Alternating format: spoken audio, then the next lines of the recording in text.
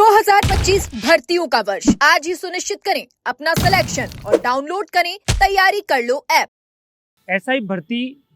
को रद्द करने के लिए लगातार आंदोलन चल रहा है, तो वहीं दूसरी तरफ कोर्ट के अंदर सुनवाई का जो दौर है वो भी चलता हुआ नजर आ रहा है। युवाओं की निगाहें टिकी हुई है कि कब कोर्ट की ओर से फैसला यहाँ पर आएगा और उसके बाद में क्या निर्णय यहाँ पर सामने लेकर आता है। फिलहाल आपको बता दें कि लगातार अगर शहीद स्मारक की बात करें तो यहाँ पर धरना प्रदर्शन आंदोलन लगातार जारी है और ये आंदोलन इसलिए किया जा रहा है कि एसआई भर्ती को जो रद्द है वो किया जा सके। हमारे साथ में लादूराम जी गोदारा हैं, उनसे हम बातचीत यहाँ पर करेंगे क्योंकि लगातार इस धरने के अंदर वो बैठे हुए हैं, लगातार इस मुद्दे के ऊपर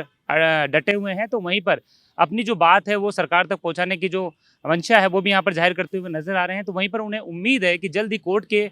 जो फैसला आएगा वो भी ऐतिहासिक निर्णय होता हुआ नजर आएगा। लादूराम जी क्या कहेंगे, एक के बाद एक धीरे धीरे जैसे जैसे सुनवाई का जो दौर है आगे चलता हुआ नजर आ रहा है, तो वहीं ना वहीं अब लोगों की जो निगाहें टिकी हुई तो है, लेकिन जो दिल की धड़कन है वो भी बढ़ती हुई नजर आ रही है क्योंकि हर एक पक्ष को बड़े बारीकी से सुना जा रहा है। देखिए कि जिस प्रकार से माननीय न्यायपालिका के अंदर एक एक पक्ष के अंदर मामले की गहराई में जाकर जिस प्रकार से माननीय न्यायपालिका इस मामले के अंदर जो है युवाओं के इस मुद्दे के ऊपर पुरजोर तरीके से जो है, जहां कांग्रेस और बीजेपी ने दोनों ने इन युवाओं के मुद्दों को भुनाने का काम किया, वहीं स्वतंत्र रूप से माननीय न्यायपालिका मामले की गहराई में जाकर एक युवाओं के लिए जो है एक लैंडमार्क फैसला जो है देने के लिए जो है पूर्ण रूप से जो है वो तत्परता दिखा रहा है। और माननीय न्यायपालिका आने वाले दिनों के अंदर जो है एक बहुत बड़ा दूरगामी फैसला देने जा रही है, जो युवाओं के लिए जो दशा और दिशा बदलेगा। तो आप उस समय देखोगे कि ऐसा कोई भी फैसला जो है पिछले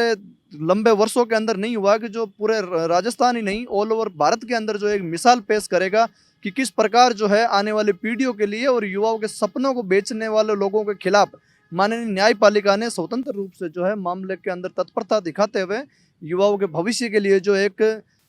सकारात्मक रूप से जो है फैसला देने का काम करेगी।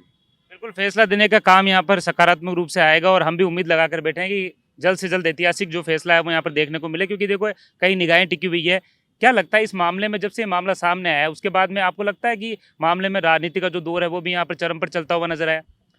कि मामले में राजनीति तो संभवतः ही है, क्योंकि 2021 का मामला अगर 2025 में आके भी न्याय नहीं मिल रहा, क्योंकि लोकतंत्र में ये कहता है अगर न्याय में देरी होती तो उसको न्याय नहीं कह सकते, वो न्याय नहीं है, वो न्याय से भी बड़ा अन्याय एक तरह का। लेकिन हम युवा है, आखिर संघर्ष कर सकते हैं, क्योंकि लोकतंत्र के अंदर जो है केवल और केवल वोट बैंक की भागीदारी है हमारी। बदलाव की ताकत जो है सरकार के हाथ में होती, लेकिन सरकार जो है केवल और केवल सत्ता के अंदर आके और उस सीट पे बैठकर केवल अपने उस 5 साल की सत्ता का आनंद लेती है, सुख भोगती है। उनको नहीं पता है कि हमने क्या वादे किए, कौन संघर्ष कर रहा है, कौन नहीं कर रहा है। लेकिन हमारी उम्मीदें और हमारी आशा एक ही है कि जो हमारे साथ गलत हुआ है,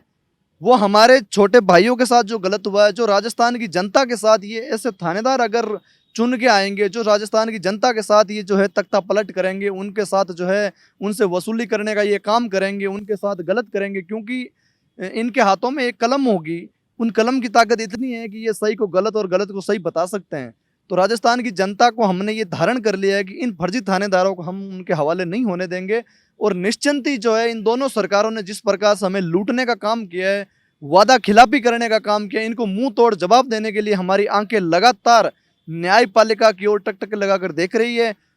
क्योंकि बार बार उम्मीदों का दामन हमारा भी छूटा है, लेकिन दिल में एक आशा अभी भी बनी हुई है कि संभवतः कहीं ना कहीं न्यायपालिका पर जो है, जो बाबा साहब का संविधान है उसके ऊपर हमें भरोसा रहते हुए हमें अभी तक हमें पूर्ण उम्मीद ही नहीं, आशा है कि न्यायपालिका जरूर हमारे साथ जो है एक सकारात्मक और सुचारू रूप से ऐसा फैसला करेगी। उस दिन हमारे संघर्ष की जीत होगी।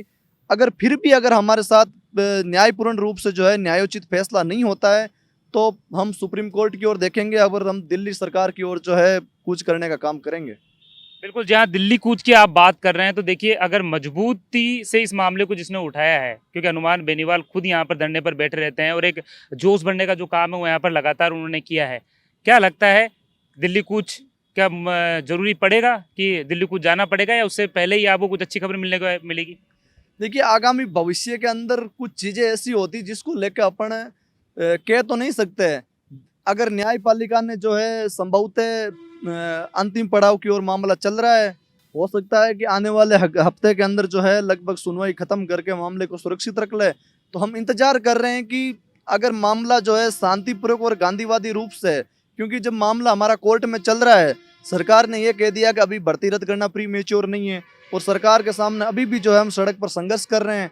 हम सोच रहे हैं कि कहीं ना कहीं अगर जब तक मामला राजस्थान हाईकोर्ट में चल रहा है तो संभवतः थोड़ा वक्त जब ज़्यादा लंबा खींचा जा रहा है, लेकिन फिर भी जो है हमारा हौसला अडिग रहते हुए हम न्यायपालिका के ऊपर जो है इंतजार कर रहे हैं कि न्यायपालिका कहीं ना कहीं जो है आने वाले दिनों में फैसला दे दे। अगर न्यायपालिका ने हमारे हित में फैसला नहीं दिया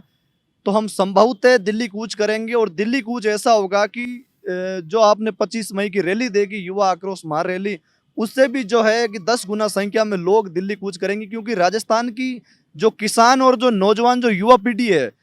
उनके अंदर जो खून जो है वो खोल रहा है इस सरकार के खिलाफ कि आखिर हमारी वोट से जिस सरकार को हमने चुना है, आज वो सरकार इतनी हठधर्मिता पे आई हुई है, इतनी हिटलरवादी पे आई हुई है कि 105-7 दिन अपने आप में बहुत बड़ी बात होती है कि सरकार के सामने युवा बैठे हैं, सरकार अपनी अनसुनी कर रही है। लगातार आए दिन अखबार के अंदर हर एक दिन नई गिरफ्तारी हो रही है, हर एक दिन मामले में नए खुलासे हो रहे हैं।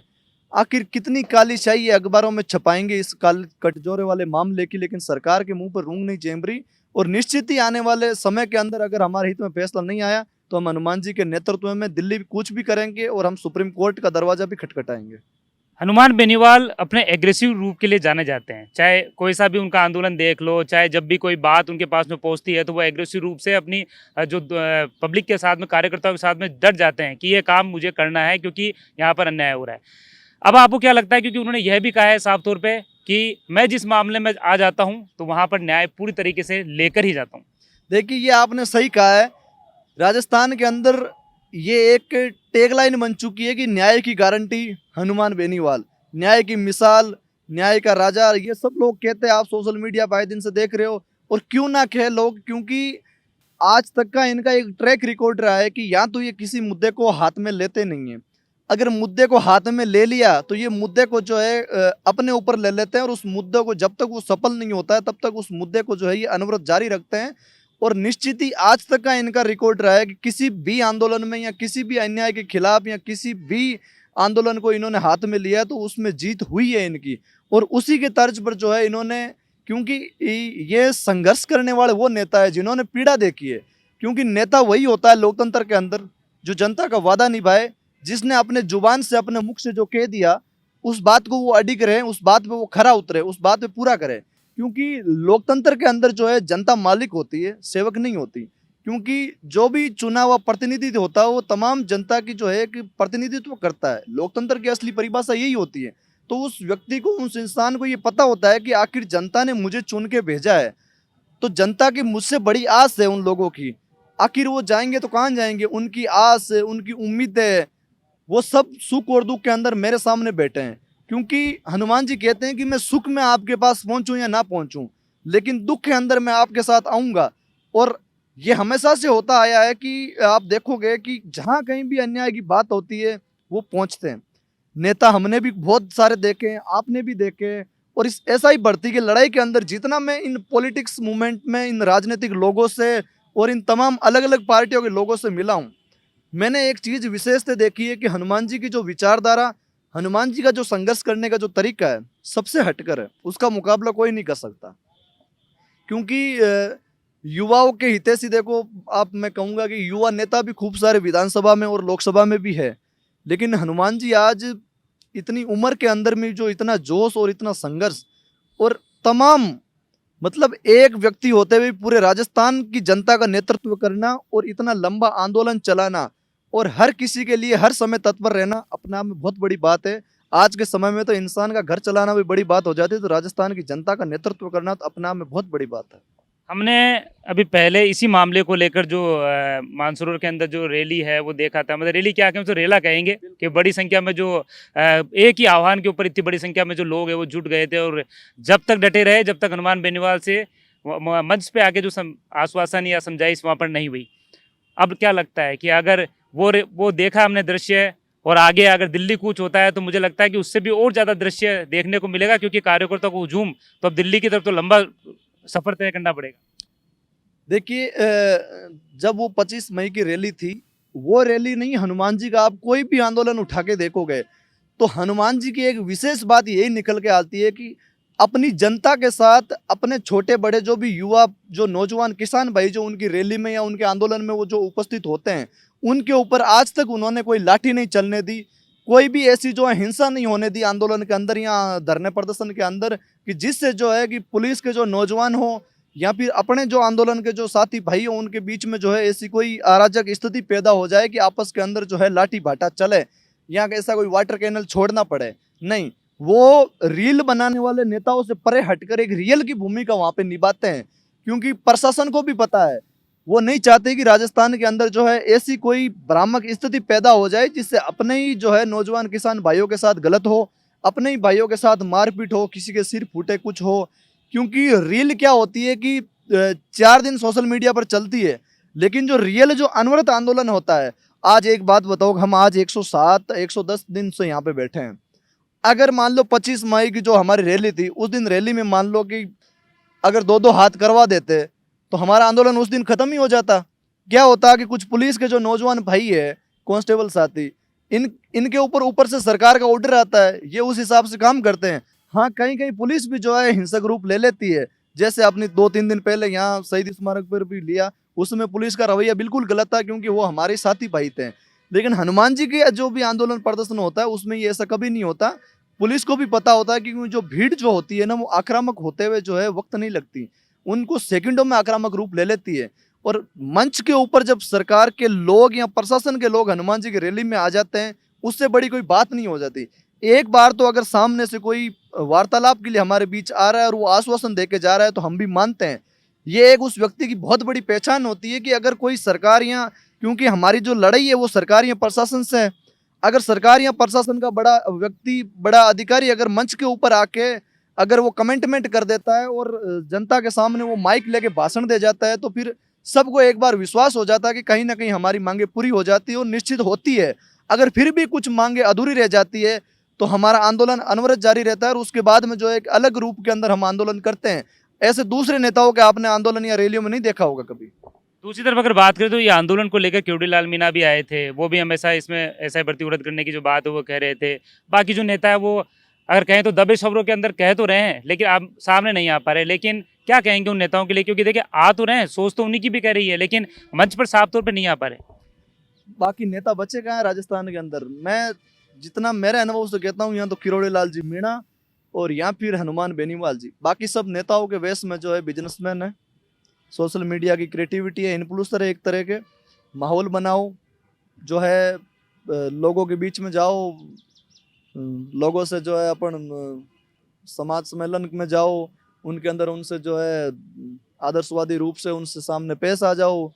चलते राह पर गाड़ी रोक के जो है बढ़िया 2-3 रील बना लो, यही चल रहा है, इसके अलावा नहीं है। लेकिन किरोड़ीलाल मीणा और हनुमान बेनीवाल में आप देखोगे तो बहुत लंबी लड़ाइयाँ इन्होंने राजस्थान के अंदर लड़ी है। जिस समय हम तो पैदा ही नहीं होते उस समय हम नाम सुनते थे कि किरोड़ीलाल मीणा, हनुमान बेनीवाल, इन्होंने इतने आंदोलन किए, इतने जो है अपनी जनता के लिए इन्होंने जमीन के ऊपर जो संघर्ष किया ना, सड़क के ऊपर, तो उसको आप नहीं बुला सकते। चाहे दूसरे नेता कुछ भी कहो, दूसरे नेता संघर्ष कर रहे हैं सोशल मीडिया के ऊपर, उनके मुंह से जबान इसलिए नहीं खुल रही क्योंकि आजकल के कुछ जनता भी ऐसे हो गई कि क्योंकि उनको सवाल पूछने में डर लगता है। अब हम क्या है कि युवा है, पढ़े लिखे हैं, तो हमने ये लोकतंत्र के अंदर पढ़ा है, हम तो लॉ के स्टूडेंट हैं, तो हम तो ये पढ़ते हैं कि लोकतंत्र के अंदर जो है सब कुछ सर्वे सर्वा जनता होती है। आप अपनी वोट की ताकत से जो आप नेता चुनते हो, और नेता अगर आपसे कमेंटमेंट कर देता है और अगर आपके साथ गलत हो रहा है तो आप लोकतंत्र के अंदर जो है नेता से सवाल करो, बेरुपी से करो, क्योंकि गलत के खिलाफ आप आवाज उठाओगे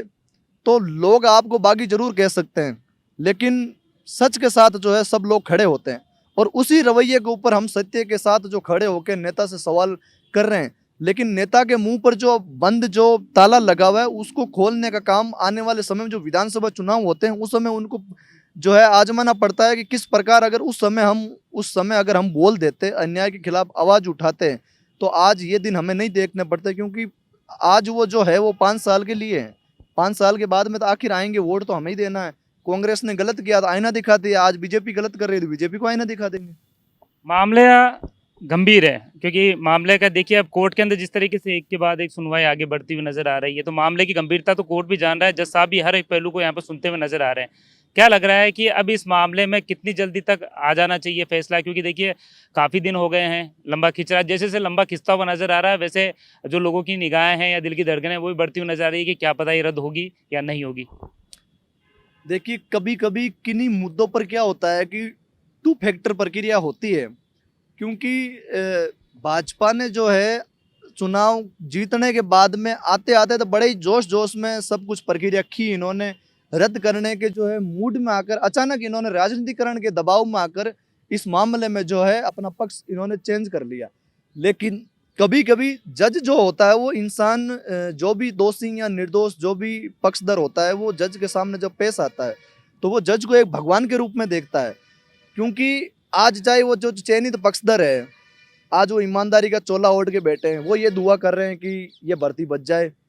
और जो मेहनतकश जो अभ्यर्थी राजस्थान के जो गरीब परिवार के किसान परिवार के बच्चे हैं जिन्होंने बंद कमरों में पढ़ाइयाँ की, वो दिन और रात ये अरदास कर रहे हैं कि हे जज साहब हम आपको भगवान की नज़र में देख रहे हैं, बस आप इस भर्ती को रद्द कर दीजिए। तो जो सत्य के साथ क्या होता है कि भगवान भी खड़ा होता है, कहीं ना कहीं किसी भी रूप में वो अवतार लेके जो है उसके दिमाग में ये फिट करता है कि कहीं ना कहीं जो बच्चों के साथ गलत हुआ है हम इसके साथ है, क्योंकि सत्य को आप कितना ही लंबा खींचो कितना ही परेशान करो आखिर में जो है सत्य की जीत होती है। और इसी के मुकाबले आज देखो कि कांग्रेस और भाजपा से पूरे राजस्थान के युवा और किसान परेशान है। आज राजस्थान हाईकोर्ट में जहाँ तक मुझे मालूम है 43 जज है। आज लोग मुख्य न्यायाधीश को भी नहीं जानते होंगे, आप सवाल करोगे तो कम लोग ही मुख्य न्यायाधीश को जानते हैं, लेकिन आप पूछोगे कि समीर जैन कौन है, हर कोई युवा आपको बता देगा। प्रदेश का तमाम छोटा से लेकर बड़ा आदमी आज उसका नाम जान रहा है कि राजस्थान हाईकोर्ट के अंदर समीर जैन कोई न्यायाधीश है। तो वो समीर जैन के लिए तो ये बहुत बड़ी बात है कि ऐसा मामला उस न्यायाधीश के हाथ के अंदर आया है कि वो अपने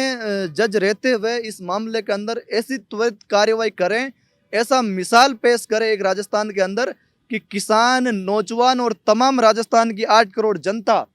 एक दिन के लिए तो उसको भगवान मानकर पूजेंगे और बाकायदा पूजेंगे, क्योंकि ये मामला बहुत बड़ा मामला है। ये केवल युवाओं का मुद्दा भी नहीं है, जनता का मामला भी है। आज तो राजस्थान की जनता पुकार रही है कि ऐसे फर्जी थानेदार नहीं चाहिए। तो वो सुबह और शाम आए दिन भर में मेरे पास ऐसे 10 कॉल आ जाते हैं ऐसे लोगों के जिनकी उम्र 50 साल है 40 साल है, जो हमसे जुड़े हुए हैं या जो है जिनके बच्चे पढ़ने लिखले, वो फोन बात कर रहे हैं कि भाई साहब आज कोर्ट में क्या हुआ।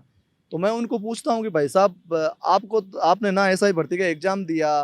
तो आप क्यों पूछ रहे हो। बोला एग्जाम तो नहीं दिया लेकिन भाई साहब ऐसे थानेदार तो आएंगे तो थानों में कहीं ना कहीं हमारा काम पड़ेगा। आज तो हम सुबह और शाम ये देखते हैं कि आज कोर्ट में क्या हुआ, आज समीर जैन ने क्या किया। तो मेरे को उन लोगों से ये सुन के ये मालूम होने लग गया कि कहीं ना कहीं समीर जैन जो एक भगवान के रूप के अंदर इन लोगों के साथ न्याय करेंगे और निस्संदेह आप देखना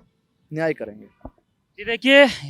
ये थे लादूराम गोदारा जिन्होंने अपनी बात SI भर्ती मामले के ऊपर रखी। उन्होंने साफ तौर पे कहा कि ऐतिहासिक जो निर्णय है वो हाईकोर्ट से ज़रूर आएगा, क्योंकि लंबे समय से जो लोग हैं वो इंतज़ार कर रहे हैं कि इस मामले के अंदर, क्योंकि लगातार हाईकोर्ट के अंदर जो सुनवाई का जो दौर है वो चलता हुआ नज़र आ रहा है, तो वहीं पर अब उम्मीद जताई जा रही है कि जल्द ही इस मामले जो फैसला तो आएगा, और अगर फैसला कुछ विपरीत आएगा तो उसके बाद में आगे की रणनीति भी बनाई जाएगी। कैमरामैन धन सिंह के साथ सतवीर सिंह राठौड़, एजुकेशन नगरी।